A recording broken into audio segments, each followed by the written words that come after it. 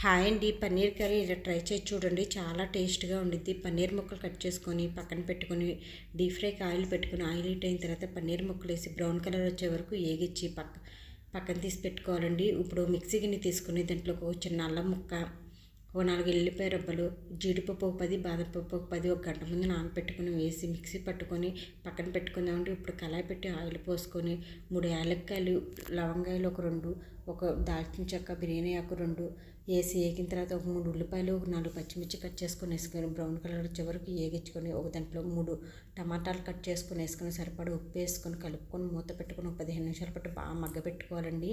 మగ్గిన తర్వాత ఒక స్పూన్నర కారం, చిటికెడు పసుపు, ఇందాక జీడిపప్పు పేస్ట్ కూడా వేసుకొని ఒక 5 నిమిషాలు మగ్గిన తర్వాత ఒక పావుసరి వాటర్ వేసుకొని కలుపుకొని పన్నీర్ ముక్కలు వేసుకొని ఒక 10 నిమిషాలు మగ్గనిచ్చి కొత్తిమీర వేసుకొని సర్వ్ చేసుకుంటే మనకు పన్నీర్ కర్రీ అయితే రెడీ అయిందండి. చాలా